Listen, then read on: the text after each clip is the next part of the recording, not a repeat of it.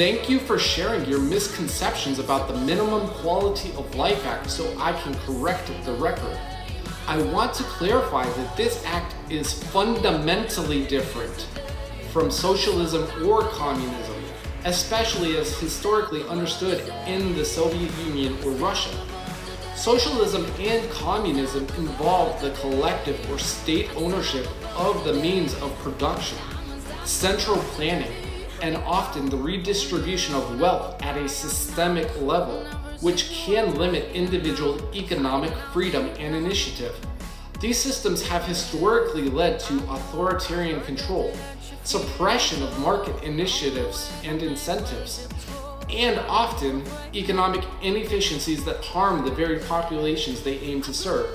In contrast, the minimum quality of life is a targeted, pragmatic policy designed specifically to protect and empower American workers within a free market system.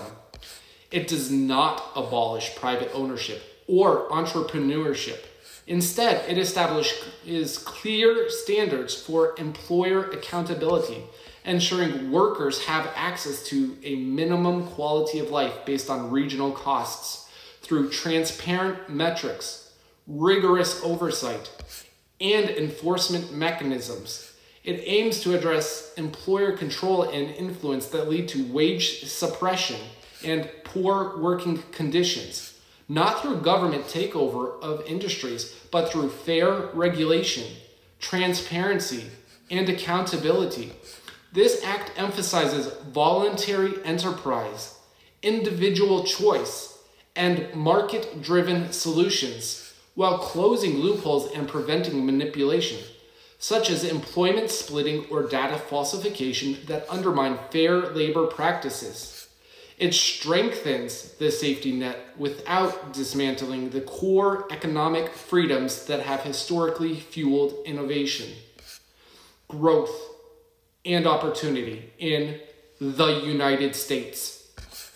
Furthermore, unlike socialists or communist regimes that often centralize economic decision-makings, the Minimum Quality of Life Act relies on independent audits, data integrity, and the rule of law to uphold fairness. It's about ensuring fairness, transparency, and dignity while preserving the American entrepreneurial spirit. In summary, the Minimum Quality of Life Act is a reform-based approach focused on worker protections within the existing capitalist framework, not a move towards socialism or communism.